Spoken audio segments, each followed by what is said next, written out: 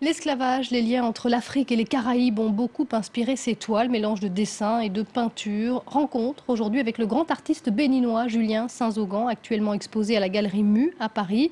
Le reportage est signé Nicolas Germain, Bankali Touré et Khalidossi. La maison de l'artiste béninois Julien Saint-Zogan est à la fois une galerie d'art et un atelier. Elle compte d'innombrables pièces où sont exposées ses œuvres. Alors, c'est ma salle de travail, hein, c'est la pièce dans laquelle je suis en général, que je peins tous les jours.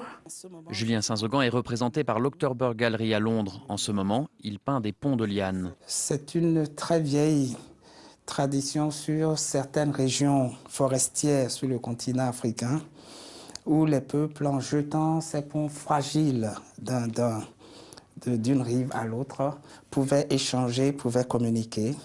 Le plus surprenant, c'est que ce plasticien ne voit pas bien de l'œil gauche.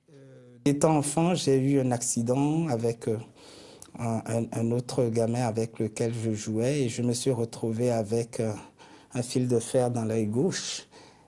J'avais à l'époque à peu près 7 ans et ça n'a pas été bien soigné.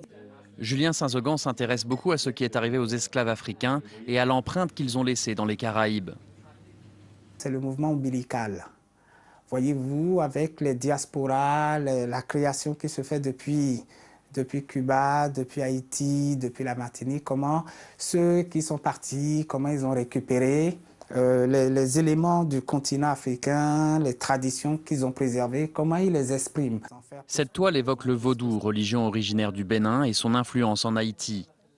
En moyenne, les tableaux de Julien Saint-Zogan se vendent 15 000 €.